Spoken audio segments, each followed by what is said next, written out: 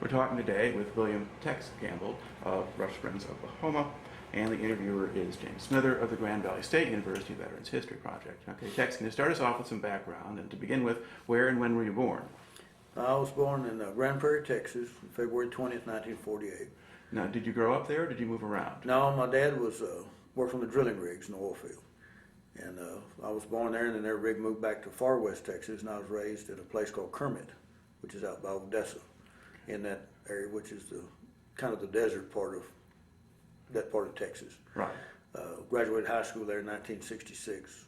Lived there, and we bumped around a few towns in New Mexico and back and forth following the drilling rigs. Okay, and did you go to just work in oil too, or did you do something else after high school? After high school, I worked in the oil fields. I was working on a drilling rig when I was drafted. All right. Now, at the point when you graduated from high school, it's only 66, were you aware of the draft going on, the war in Vietnam? Yes, I was. Okay. And for some reason, I was 20 when I was drafted. I thought, well, they've lost my name. And then one day they found it. So. Yeah, that may well be exactly what happened. Well, I was kind of one of the older guys when I got in the Army, because most were right out of high school. All right. Now, what was your reaction to being drafted? Well, you had to go. You didn't. I mean, for us, wasn't any option. You just went. Mm-hmm. Now, did you have family members or people who'd been in World War II or gone to Korea? Or Yeah, anything my like that? dad was in World War II. He was in the North African campaign, to his part of World War II. All right. And what was his reaction to your getting drafted? He told me the only advice he'd give me was keep my mouth shut and do what I was told. And I tried to follow that as best I could. Right. Certainly through basic training. All right. Okay, so where do they send you for basic training? I went to Fort Bliss, Texas at El Paso. Did basics there. Left there and went to Fort Ord, California for AIT. Okay. Now, when did you start basic? Well, I was drafted, I guess, sworn in April the 10th. Mm-hmm. And it was just a day or two after that.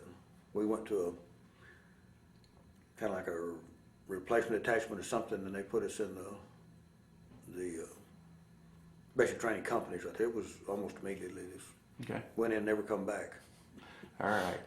So that's 68 then here. Mm-hmm. Yeah. Okay. Now, describe the basic training experience there. What do they make you do? They try to teach you. I see now what they were doing. They try to teach you to follow orders. Did typical everything else. They learn how to march and low crawl and run and shoot and whatever. But I think it's mostly just teach you just to fall in line and do what you're told. All right. And how easily did you adjust to that? Well, I did pretty good. I never had any trouble, never gotten any kind of problems. But then I was in good physical shape anyway, working on the drilling rig, so that part wasn't too bad. The shooting part was easy because I'd hunted all my life and shot all my life, so that part was easy. So it was just being confined, it was different. Mm-hmm. Now, were most of the guys who were training with you also from Texas? About half were from New York, upstate New York, and that part of the country. We kind of when we were put together for the first time. I'd never seen anybody from New York, and they'd never been to Texas before. They'd never seen that much open ground, that much dirt before, they said. A lot of them said they'd never driven a car or shot a gun. Mm-hmm. So their experience was probably a lot different than mine was. Right. Now, how long was the basic? Was that 8 weeks? Or? I think it was 8 weeks, 8 or 9 weeks. I don't remember for sure. Now, were there people who had real trouble with the training? There was a few that were, they called it a recycle, I think, back then, that had to go through again. They couldn't do the physical part. Mm-hmm. Most of them, there wasn't any, I don't remember any problems with fights or troublemakers or anything like that. Mostly was the physical part they couldn't do. So even these New York guys, they're not necessarily acting like tough guys, or no, okay. No, it wasn't. They just, like the rest of us, they just had to do it, so we did it. Right. Of course, everybody stuck in their own little groups. Mm-hmm. You know, from each place, you had your buddies you stuck with. But I never had any problems with any of them. All right. What kinds of guys did you have training in? I mean, were they men who'd been to Vietnam already, or some of them had been to Vietnam, and a few had. I don't think all of them had, but most of them. Of course, the lowest training was was a buck sergeant. But they did real good. Had some pretty good training guys, I guess, for what they had. Yeah. Now, were they gearing what they were doing for Vietnam, or was it still just more general training? It was general training. It actually didn't, I don't think I actually learned anything in basic training that helped me anywhere else in the Army as far as survival. Mm-hmm. I think it was just for the basic training to get you being in the Army mood. Right, okay. So you do 8 weeks of that, and then you go on to AIT? AIT at Fort Ord, California. All right, and was that as combat infantry or something else? Infantry. Okay, It you were was to go infantry. infantry. All right. Now, how well set up was Fort Ord as an infantry training school? And did they have a Vietnamese village and a lot of stuff preparing you for that, or what did they do with you? Well, it was kind of an extended basic training. I never even saw an M16 until my last week of training. In AIT, we still trained with an old M14.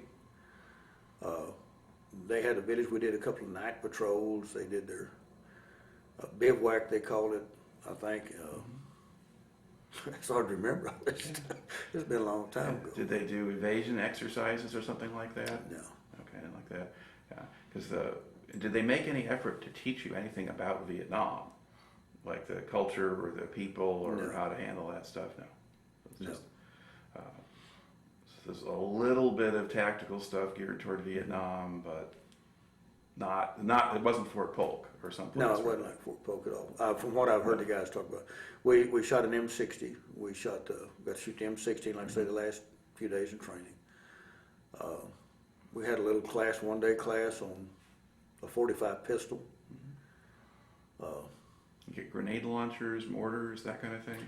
Now we shot a bazooka, the old bazooka, and we had a dummy round that would shoot, but it wouldn't explode. Okay. They had a 55-gallon drum set up, I don't know how many yards out there. Dumb luck, I get up there and shoot and land in the drum. Well, I couldn't do that twice, but I did it once. But I never saw an M79 until I got to Vietnam. All right. I mean, that seems kind of odd given the timing, but maybe they were running through enough weapons they didn't have enough for you, or...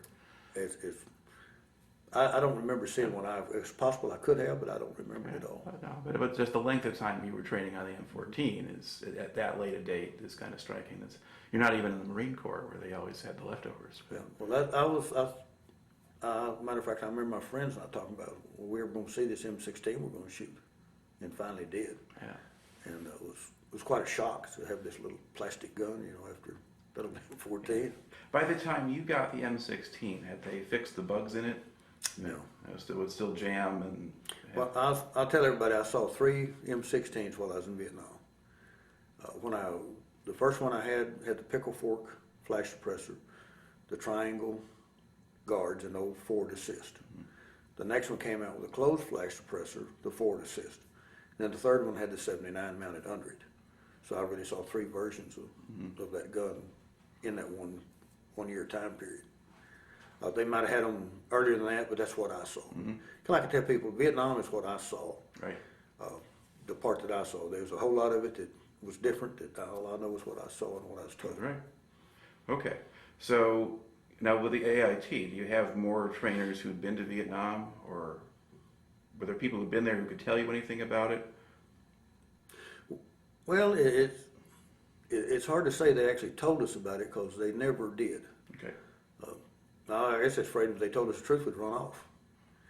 But we never had any what I would call actually really serious Vietnam training in the States at all. All right. So now, is this another 8-week course, or? One was 8 weeks and one was 9 weeks. Okay. I'm not for sure which it was. Yeah.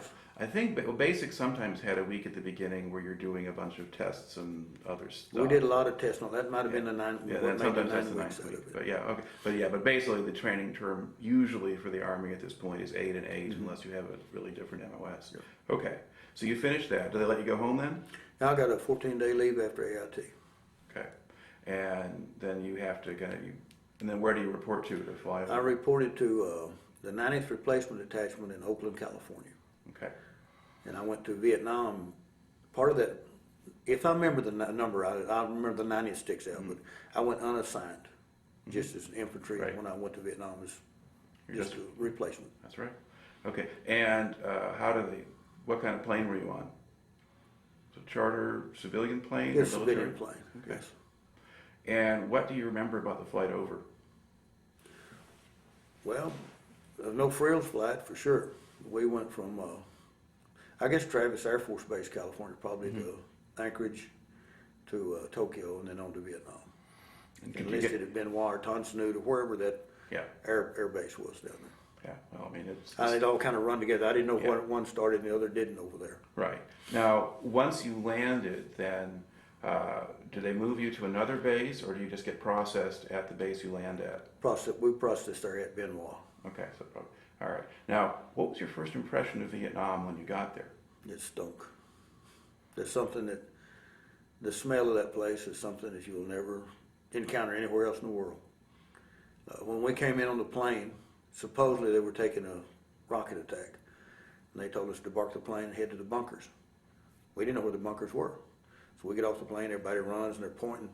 I never saw any smoke, I never saw anything go off. I didn't really hear anything. So, and I don't know if that was a scare tactic or if it was really happening, I really don't know. Okay. Was this at night when you landed? It was daytime. Oh, daytime. It was only Right. daytime. Day, okay.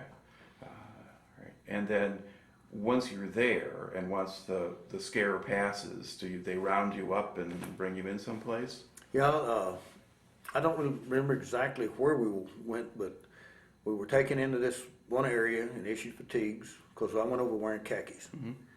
And we issued fatigues, jungle boots, and then we were herded back up together, and they come over and said, all of this bunch, come this way, and went to the 101st Airborne. Mm-hmm. And the other guys went somewhere else. One of the guys from New York I didn't ever see again until we were leaving Vietnam, and he went to the 25th Infantry. Mm-hmm. And we met up as we were leaving and reacquainted. Right. All right. Now, did you know some of the guys who went to the 101st with you, or? I knew the ones that had been in my basic Right. training. I mean, in AIT with me, but that was all. Okay. And about how many of you do you think they were sending up to 101st out of that batch? I think there was probably, if I remember right, there was 21 of us went to Delta Company in that group. Okay. And then some went to Alpha and on down the line. My best friend and I that went through basic AIT together, we split up right there when he went to Alpha Company and I went to Delta Company. All right. Now, did they give you was the 101st running a training program there at the base in the Saigon area, or did they do that after you went north, or did they not do it at all? They had there at Benoit, where the 101st base camp was, they had what's called P training. It was 5 days. And this EA comes out and told us, he said, forget everything you've taught since you've been in the Army. I'm going to tell you the truth. Mm-hmm. And they gave us 5 days of preparatory training, they called it. And that was actually this is what you kind of got to look forward to. Kind of broke us into what was really what we were in for. And what did they put in that program? Well, they shot at us, or didn't actually shoot, they fired the weapons, showed us, that's where we saw the M79, that's where we did a little bit of, we didn't really go through any tactical training because, I mean, we don't had 5 days of this Right. stuff. And after that 5 days, then I went to Delta Company. Okay. And how did they get you up north? Did you fly up there, or? No, I didn't go up north, I went down south. When I got there, the 3rd Brigade was separated from the 101st. Okay. And Delta Company, the 2nd to 506, was working out of Phuoc, Vinh. Mm-hmm. Probably the whole 2nd Battalion was, but we worked at I don't remember if we flew in a plane or a helicopter. I don't remember. Yeah, well, but that's Third Corps area near the Cambodian border, right? It was by Cu Chi, Yeah. Okay. because it was a Delta Company and all was right in the middle of a big rubber plantation. Mm-hmm. That I think was supposed to be a Michelin plant. Most likely. Plantation. All right. And we went to Phuoc Vinh, with this little village of Phuoc Vinh there. Mm-hmm. And stayed one night there, and then went out to Delta Company out in the fire base. I've never found anybody that knows the name of that fire support base out in that rice paddy. It just, I don't remember.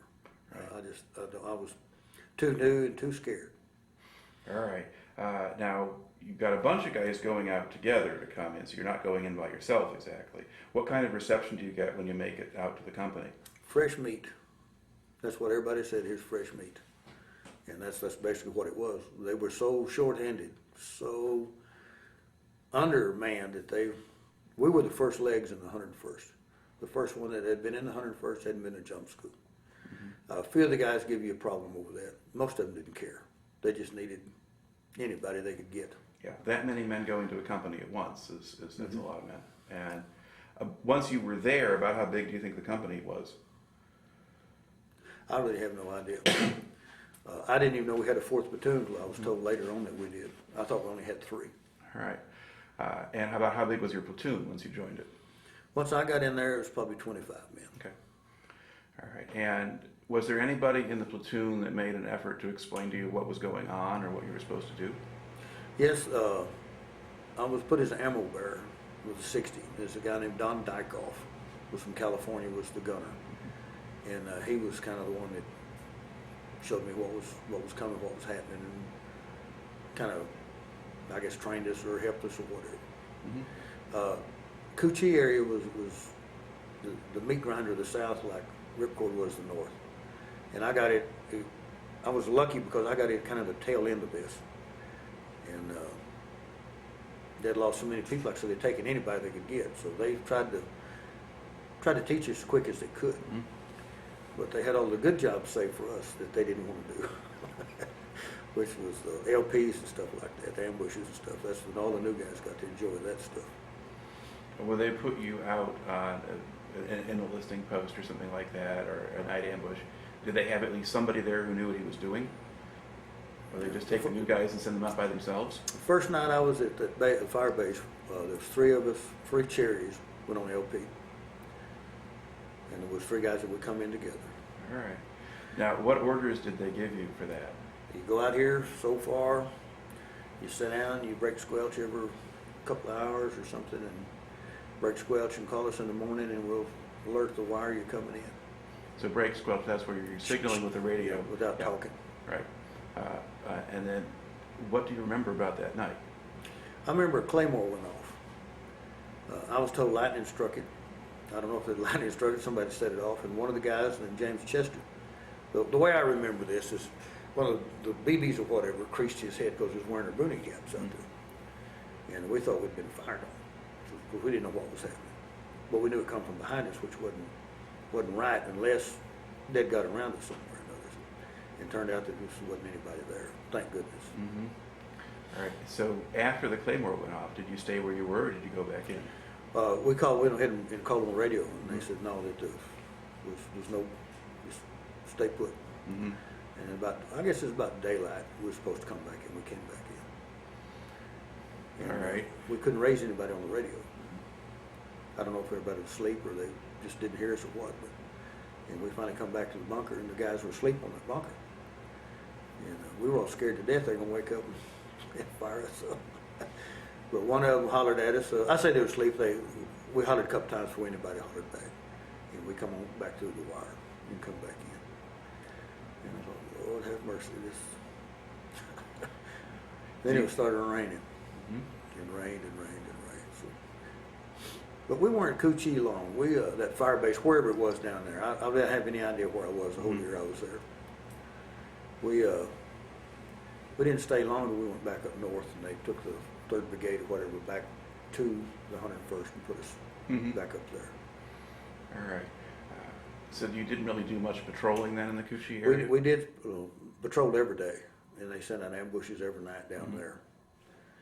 So even in the rain and all of that, Even you were still in the doing rain it? to make it if you just the other day. And did you encounter much by way of enemy or opposition? Not as much as they had been, because like I said, I got with the wind down of this. I did my first combat assault down there where they pick up my helicopters and like there must have been company size or better, because they had to been 25 helicopters. Huey's picked us up, took us wherever and let us out. And when they did, everybody shooting, the gunship shooting, and had one helicopter circle made a smoke screen. Well, they landed a helicopter, and door gunners shooting, everybody shooting but me. I couldn't see anything to shoot at. Get up and it's over with, and we take off and go. Nothing was there. That was just fine. They don't tell you what's happening, see, Right. that's how they break your cherry and get you into the war zone. Mm-hmm. And we walked rift back, whatever they call it back then, back to that fire base. And we didn't run any contact that time.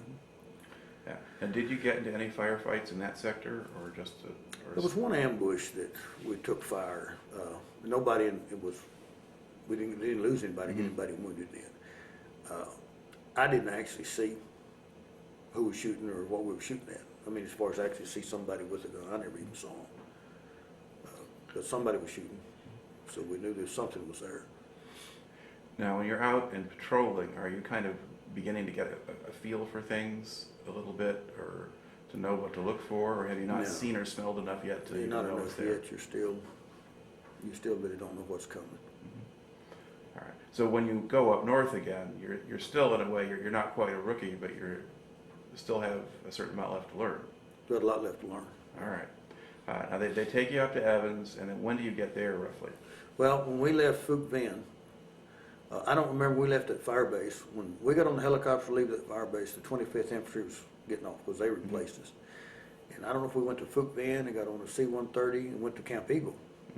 And we had a formation there with General Zayas, whatever his name was. He come out and talked to us, welcome to the 3rd Brigade back or whatever. And we spent that night and then went on to Camp Evans and worked out of there, started working out of there. Okay, and when did you get to Camp Evans? I have no idea. Okay. I really don't know the date at all. All right. But do you have a kind of a rough sense here? It would probably been the end of September or the 1st of October. Okay. It had been right in there. We didn't stay down south, I said a week or 2 or 3 or whatever. All right. So sort of late '68 at this point, and you're sort of in between what had been the earlier Tet Offensive activity and the stuff that will come later on. All right. And then once you're up in the area around Evans, do you operate and patrol out of there, or do they take you into the hills, or up Well, to we DMZ? patrolled around in there. There was a flatlands out in there that had an old road on it at once upon a time. They called it Red Ball. They had a fire-based jack out there, and it was mostly rice paddies and flatland, old abandoned rice paddies. Yeah. Everything was dried in there. Still had the hedgerows and the humps and all that, but there was no water rice in them. And we patrolled around in there, and then went to the A Shau, and we came back to Evans, patrolled a little bit, and then went back to the A Shau, and then never come out again. All right. Now, when you were patrolling in the lowlands, did you encounter much of anything? Most of booby traps. Okay. That place was booby trapped all over everywhere. And what kinds of booby traps were they using? Like they stick a grenade in a can, pull a pin on it, and have a wire. If you pulled it out, it'd pull it out of that can and flip the handle and go. Or whatever kind of grenade they had that you pulled a ring out of, or however their grenade, I never really knew how their grenade worked. That kind of stuff. Okay, but just pretty small scale stuff. The smaller stuff. I never run into big bombs roadside bombs or mines or anything like that. I never encountered any of those. All right. And did your platoon take losses from those, or? Yeah, we did. Okay. How close did you get to getting hit by any of them? About far here to you. Okay. The one in front of me was killed, and one behind me got shrapnel in the face, and I got a little piece through my hand, and that's how close it was. Luck of the draw, I just missed it. And do you learn how to spot those things or look for them? Yeah, you start looking for them. It's really, the more you're there, the more you see, the more you pay attention to the thing. You know, kind of little things to look for. If you've got one of those hedges, those squares would be, have a hump all the way around it, and then have bamboo. Well, there's usually 4 ways, four cuts in it. Well, that's where they're going to put their booby trap in that cut, because that's the only way you can go through, unless you come over here and cut a hole. So that's where you stop and you learn to look. You really pay attention at that opening in there to see, because if it's going to be one, that's where it'll be. So these are in the old rice paddy dikes? Old dry rice paddies. Yeah. Okay. Yeah. In general, did you walk on trails or make your own? Down there wasn't any trails. I mean, it was Okay. open country. Okay. In the A Shau, you worked the trail. You didn't have a choice but go down the trails. All right. And then what was operating in the A Shau like? Can you first of all, I guess describe the scenery a little bit. What did it look like? This thick jungle. Sometimes you couldn't see the sun for the canopy. And sometimes be a little thinner, but mostly just heavy, thick, and rain. Okay. And it's It started mountains. raining when I went up there. It started raining from what was left over down there. Mhm. So you keep following the monsoon. All right. And it's mountainous too, right? You've got Oh, hills and valleys and Everywhere is down. uphill in the A Shau. No matter where you go, it's all uphill. It is big mountains. What I call big mountains now. For walking up and down carrying a pack and a gun, it's a big mountain. Yeah. Now, as you're doing these patrols, do you take your turn walking point, or is that someone else's job? I didn't walk point because I carried the M60. By then, I had the M60 Mm-hmm. because Don Dykoff had been promoted to a sergeant, and then somebody else had to take the 60 to be trained because his time was about up. Mm-hmm. And I was carrying the 60 then. Once I got up north, I didn't walk point anymore. All right. But you had done that some earlier? I did that down south, yeah. Okay. All right. And how much opposition were you encountering when you went into the A Shau? Well, ours was sporadic. It wasn't anything like the ripcord. Because I went home before the ripcord operation. It's hard to say. When you hit it, it was bad, but when you didn't, it would just walk. We're walking. And about, would you be running into just small groups of enemy? Small groups is all that we ever encountered when I was there. We never encountered a major force. Okay. And did they ambush you, or were you ambushing them? Or? Yeah, they ambushed us. Yeah. All right. And when the shooting starts, if you're moving along a patrol and something happens, then as the M60 gunner, what do you do? Well, when something happens, all you can see is right here in front of you. And you just take care of what you can see. And if somebody hollers help over here, then you've got to try to help. It's really hard to explain what you do because you don't know what you're going to do until it happens. And each situation is really different. It's not like setting up a perimeter and you're defending that. Because mostly when they'd ambush you, you'd be on the trail because you had to walk a trail in the jungle. And they'd usually get the first two guys and they would usually leave. Mm-hmm. They would just be gone. And you just left there to clean up the mess. It's the kind of stuff that I encountered. Mm-hmm. You just fired up everything you could. Right. Now, were there occasions where the firefights went on longer than that? There was only once that I was ever in one that lasted any, what you call a length of time. And it might have been 20 minutes of it, where you was actually back and forth. Most of it was just hit and run that I ran into. Okay. And what do you think your purpose was when they're marching around the A Shau? What are you there for?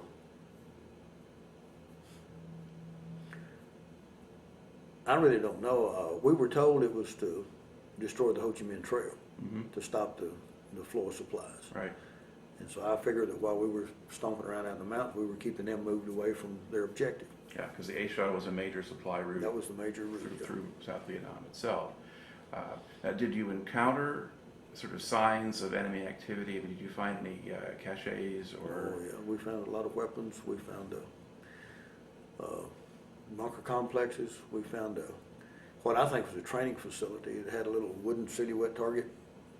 I found a wooden RPG round.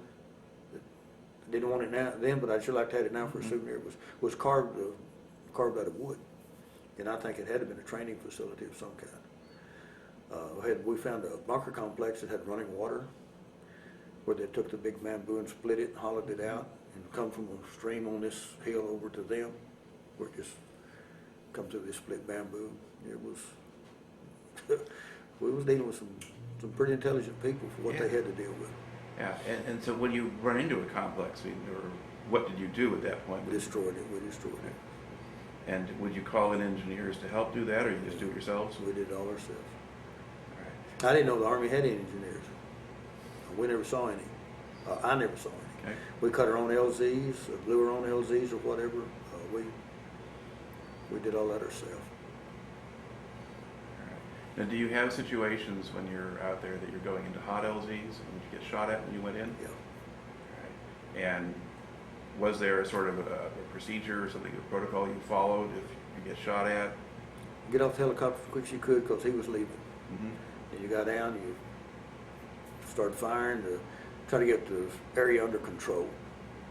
And if you could get it under control, then whoever, your lieutenant or whoever was left would kind of group you together and go on with whatever it is we had to do. But your main thing was to gain control. Right. Did you have situations where an mission would get aborted or scrubbed if you were getting too much fire? Or would you always go in when you were sent in? We just always, as far as I know. Now, like I say, I don't know what happened. You know, that we would pick us up at the choppers, we'd go, we'd land and get off. If we had to go help someone that was in trouble, we did that. Or if they aborted any, I never knew it. I never had a radio, I never had a compass, I never had a map. I never had any idea where I was.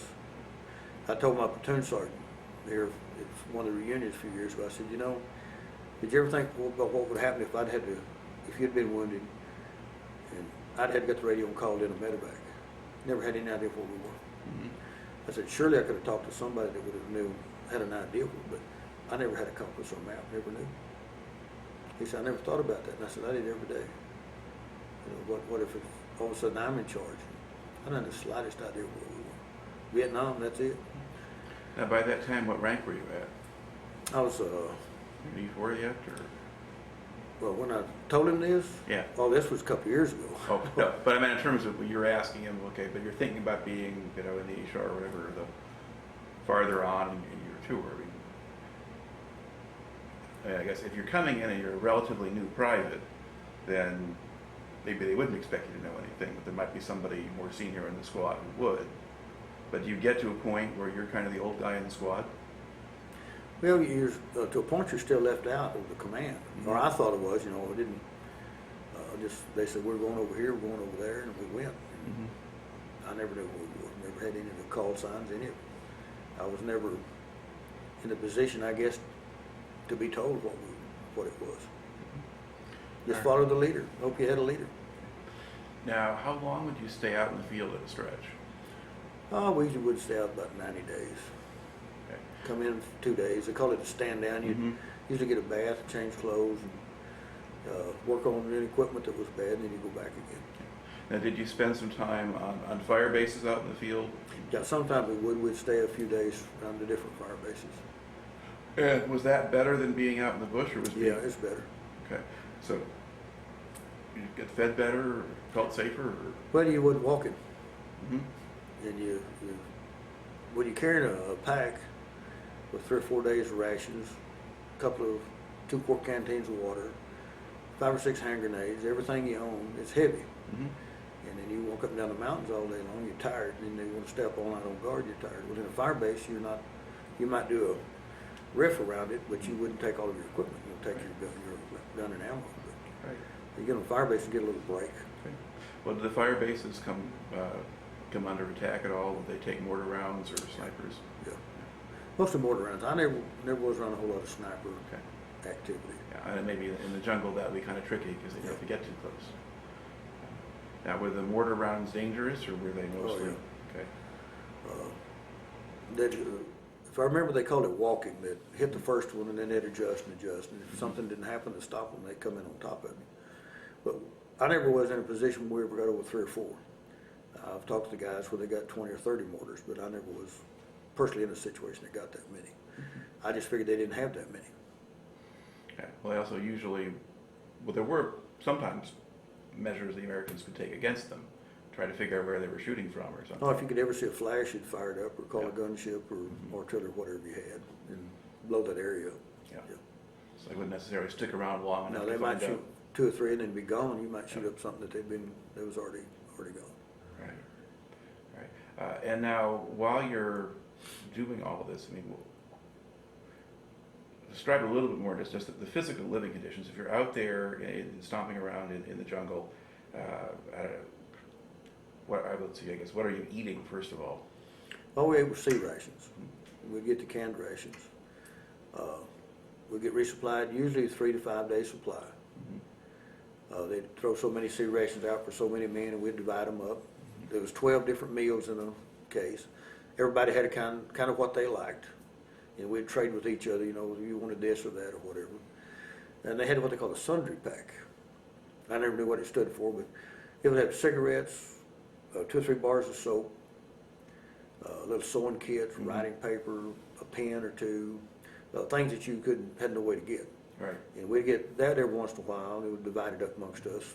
And busted smoke, that's where we got our cigarettes. And of course, they had that little pack 4 in the sea rations. But 4 cigarettes doesn't last you very long if it smokes much. We divide that up, but sea rations is all we ate. Yeah. A couple of times in the year, they'd send hot chow. They'd put them green in cans. cans and Yeah. send it out. Yeah, and then, but on the fire base, would there be, would that still be sea rations, or would they cook something there? Mostly sea rations, but sometimes they would have something there. Usually, I remember on Firebase Airborne, it seemed like they always had a big bucket of soup. Chicken noodle or rice noodle or some kind of soup, hot soup, where you got something different. That you go up there and get you a canteen cup of soup or whatever. All right. Now, did you have problems with just the jungle rot or other Oh, yeah. kinds of things like that? And would that get men sick enough that they had to get sent out, or did you just live with it? I used to live with it. I had what we call ringworms when I was a kid. Got so bad on my right foot and the jungle rot up through my crotch that it was just raw.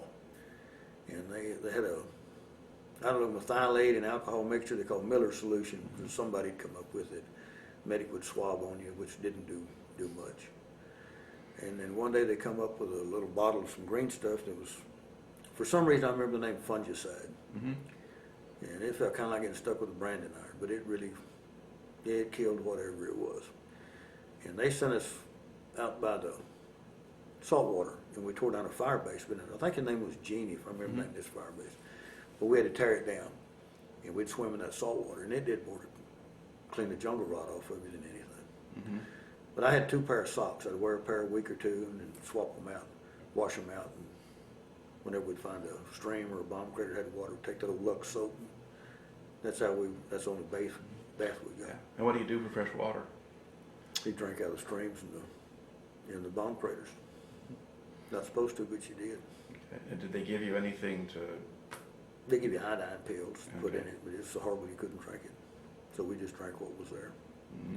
The water in the mountains in those streams was good water. Mm-hmm. Of course, you didn't know what was laying in it up the hill, but you didn't really Right. care. Right. All right. And then, how much contact did you have with people back home? Just your mail. You'd get, depending on how many letters you wrote, what you got counted, the way it was for me. Mm-hmm. And I guess nearly all the resupply choppers have a mail sack on it. So even out in the jungle someplace, if you can get mail fairly. Yeah, we still got regularly. them, and they still had a mail sack come out when they would resupply us. All right. Now, when you're out in the field, are you normally operating in a platoon-sized unit or company or Platoon squad? size. Okay. And who'd you have for platoon leader? Or I had 7. Which one do you want? wow. All right. Well, I know they rotate men out, but you had others who would get hit or. Well, the first platoon leader I had was down at Coochie. Mm-hmm. Platoon leader, I can't remember his name at all. The first one I can actually remember his name is here today. His name is Terry Smith, Mm-hmm. and he was 2nd lieutenant. He got shrapnel in his leg. Of course, I like to tell everybody he got shot in the ass because it's a better story. But he wasn't there maybe 3 weeks, month at the most. And when he went to the hospital, when he came out of the hospital, he went to Alpha Company, and I never saw him again. I didn't know if he lived or died or whatever till last year when I met up with him again. And after him was a guy named, the next one I remember, his name was Katruk. And he was some kind of Ukrainian moron. Mm-hmm. This boy couldn't find his way to that front door. He didn't last long. We had to get rid of him. And they transferred him out. He just was not savvy. Now, were these normally going to be guys who were just fresh out of officer Overseas. training? Yeah. And so the first assignment is to go in someplace as a platoon leader and have to learn. Serve your little time, then get out and get something else, move on. Yeah. Were some of them smarter than others, or tried Yes. to look? Yeah. Had some excellent. Smith was excellent platoon leader. The guy that replaced Katruk, his name was Flesh. Well, he was the first lieutenant that had been out before, and there was nobody, so he come out of war, but he wasn't out very long, and he knew his business. He was really good. And a guy named Dennis Bird, lieutenant, took his place, and he was the longest in the field platoon leader that I had while I was over. I thought he was a squared away guy. I really liked him. The next one then was Rule Tire. He was out a while.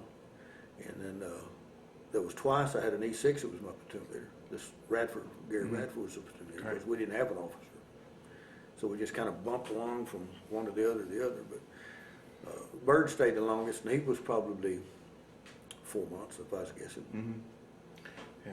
I think Now, does that really cause problems for the effectiveness of the unit, or do you depend on the company commander to have some continuity, or? No, like I said, we more or less operated in a platoon, and I knew nothing of what the company was doing. Never had any idea what the rest of the company was doing. But it does break up your continuity as a platoon because you got a new guy coming in. And a lot of the new guys coming in from anywhere or have had all of this training, you know, all they know is charge. You know, John Wayne did, that's good in movies, but not in the real life. And the ones that had any character amongst them, they adapted quick. They were really good. They adapted quick. And would they try to learn from the men who had been there? Yes, they would. Yeah. So, important survival skill in a lot of different situations. Okay. Now, so when does your tour then in Vietnam come to an end? The end of August of '69. All right. Now, where is that relative to the Hamburger Hill battles? Hamburger Hill was over. Okay. And your unit was not involved in that directly? No, we were on fire. If I remember right, we were on Firebase Airborne, and they told us the choppers were coming to pick us up to take us to Hamburger Hill. We sat there and watched the flashes and all that night, and they just never came and got us. So we just lucked out of that. You missed that one. My platoon leader I was talking about, Smith, that got hit. His platoon in Alpha Company is the one that went in to help. That took a bunch of the Hamburger Hill, and we just never did go. We went across it the next day after it was all over. We patrolled through there, but it was all over and everything was gone. Nothing there, just a blown up hill. Now, did you have some phases? You said you got a couple of very short stand downs. Did you have any longer times out of the bush, or? The only longer time period I had was, of course, R&R. I went to Australia because it was I think 6 days, which was longer than most of them. That's why I chose it. And I went to they call it CLC, a Combat Leadership School there at Benoit. And it seemed like that was a week or 10 days that I got out of the bush for that. So you're not really ever in much of a place where there's a civilian population around? Yeah, not after we left Cu Chi. Yeah. There was a Cu Chi, there's a lot of civilians, but all through the A Shau there was no friendlies of any kind. So when you were at Cu Chi, what sort of impression did you have of the Vietnamese at that point? I didn't have enough contact with them to really know. We would go through, we'd buy a little village, and they'd be working or doing whatever. We never really had any actual contact with them. I didn't. I never thought much about them one way or the other. Did you ever have any Kit Carson scouts or Vietnamese interpreters attached to you? Yeah, we did. Okay, and what did you think of them? I thought they was worthless. I mean, I never saw any benefit from them. A lot of people don't like this, but I like the dogs when they bring the dogs in. Because the dogs, they couldn't stand up. So they'd have to stop and rest the dogs. We got to stop and rest. But we didn't have dogs, we didn't stop and rest. But it was kind of a break to have the dogs with you. Did the dogs ever do anything useful? No, not to my knowledge ever. All right. Not in my situation. Yeah. Now, they might have done a lot of good everywhere, but not in the mountains.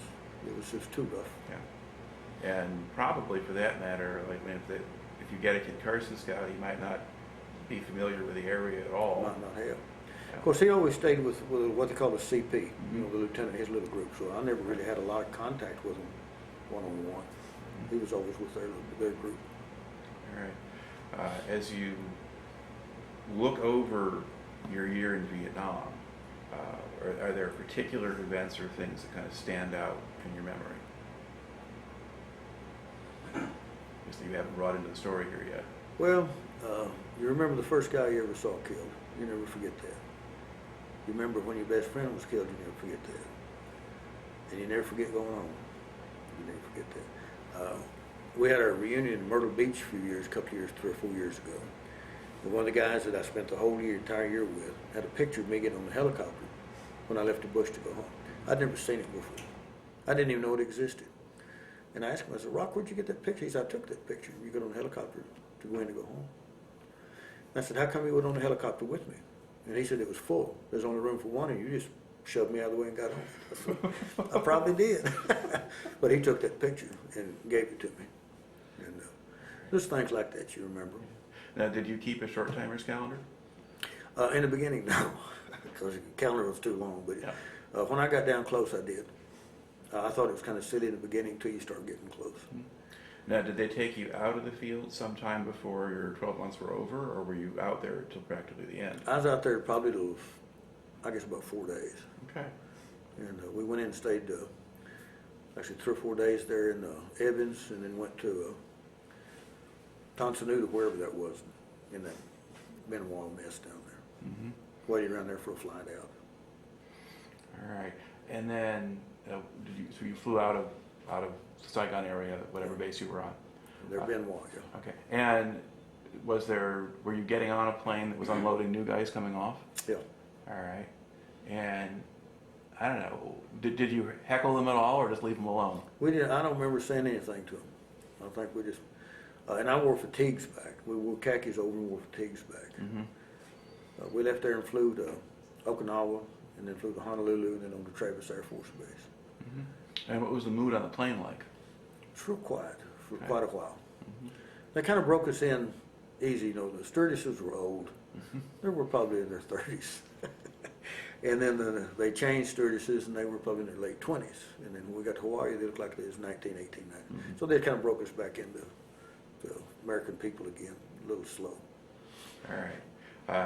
And then, where did you land in the States then? Travis Air Force Okay, so Base you're in California. Okay. Now, and then at that point, you got to leave home, and then you've got to go finish out your. We left. We got there at Travis, and they took us back to Oakland to that 90th Replacement Attachment. They wouldn't let us leave until we had our green, the Class A uniform. Mm-hmm. We had to wait for it, and then I got a 30-day leave. And then going out to the airport, did they warn you about protesters or things like that? No, or? we found that out when we got off the plane. Okay. I'd never seen anything like that before. The little woman could have been my grandmother, spit at us and called us names. I thought, what in the world is this mess? Because we didn't really have any news of what was going on in America over there. I didn't. I mean, we weren't allowed to have a radio, transistor radio. Of course, we had some of us had some. We'd listen to some of that Armed Forces radio music, but we weren't really allowed to have one. Mm-hmm. So we didn't really have any music. I didn't get any newspapers from home, so I didn't really know what was going on with all that protest and stuff until I got home. Yeah. We wasn't ready for it. We didn't expect it or anything. So. All right. Chris, did you go? Was your family still in Texas at that point, or were they someplace else? Well, my folks had moved to Lovington, New Mexico then. Like I said, my dad fought on the drilling rigs. Yeah. Same old deal. Okay. Now out there, you're probably not running into a whole lot of. No, there wasn't protesters. any protesters out in that country at all. Okay. And then where did you have to go then after your 30-day leave? Fort Carson, Colorado. Okay. And what was your assignment there? I got stuck in the 50th Ordnance Company, which was they supposedly the company that supplies the nuclear warhead to the weapon. Mm-hmm. Well, all of this stuff is in Germany, except there's one little company, and they had a footlocker, wooden footlocker. They pretended it was a nuclear warhead. So we had to keep a footlocker like in basic training. We had to have inspections. We had all of this junk that we forgot how to do. We had to report for pay. We didn't do that in Vietnam. You didn't report for pay, go through your little deal, you know. Everybody else in these mech units, so they're off getting beer, drinking beer and getting drunk and having a good time. We out here in the snow getting inspected. Well, whatever. And I had 6 months left. And about halfway through it, they had a deal called Project Transition. And I found out about this and I asked about it. And they had an opening for a carpenter. And I told them I needed to learn to be a carpenter because I wanted a career when I got out. So I got assigned to the civil servant, I guess, carpenter's helper, helping hanging doors. We'd hang 2 doors in the morning, 2 doors in the evening. And I was exempt from all duty in this process. Mm-hmm. So I got in that program and hung doors 5 days a week, and then came back with 2 days left in the Army when I got out of Project Transition to process out. Okay. Now, before that, had anybody made an effort to encourage you to re-enlist? Yes, I had a little lieutenant there right out of OCS that gave me a re-enlistment talk. All right. And how seriously did he take that job? He knew right quick with me it was a waste of time. Because he was a really nice guy, and we had kind of got a little friendship going there. Because I was a sergeant, and you go out and do the sergeant of the guard and all this stuff that you didn't think you'd ever have to do in stateside. But Mm-hmm. and we kind of got a little friendship going. And I told him, I said, well, you can say what you want, but I'm going home. I'm done. And by then, you were probably about as old as he was, right? Probably older than he was. Yeah. Okay. So I had my 21st birthday at Camp Evans. Right. So, okay. So now you get to go home, and what do you do after you're out? Went back to the oil field, went back to work on the drilling rigs. I worked in the oil field the rest of my life. Okay. And that eventually took you To Oklahoma. up to Oklahoma, working on the fields up there. I tell my old buddy, Ranger lives in Pittsburgh, I said, don't introduce me as your buddy Tex from Oklahoma. I said, this sounds so stupid. And he says, I never thought about that. And I said, every time you say that, people look at me so funny. I said, I'm a displaced Texican, is what I said I am. All right. If you look back at the time that you spent in the service, what kind of effect do you think it had on you? Were you any different when you got out than when you went in? I think it probably closed me down emotionally, kind of just boxed it up. And I've been told, these counselors and stuff, that you close this door to keep the bad out, Mm-hmm. but it won't let the good in either. So I think there's a lot of truth in it. I think we built this wall that never comes down. Certain people you're comfortable around, some people you're not. And it's just kind of live in your own little world sometimes. But you survive, you go on, you work. I worked all my life. I got married. Of course, it didn't work. Had 2 kids. Got 6 grandkids. I've been divorced 33 years. So that's about found something that works for me. Yeah. But, ultimately, you come back, you keep a job, have a career, all that kind of thing. And you're here and you're able to tell me, what you did over in Vietnam. Yeah. So, and ultimately, it just reminds me a lot of the World War II and Korean War vets that I talked to, and it's much the same kind of thing. You go out, you deal with it, you bring it back. And I'd just like to close out here by thanking you for taking the time to talk to me today. Well, a lot of us, for so many years, we didn't even tell anybody we was a Vietnam vet because you caught so much flack over it. But now we can, so it's a good deal. And it's good. Y'all are doing a good program here to help people. So Right. people know the truth sometimes. Right. All right. Thank you. Okay.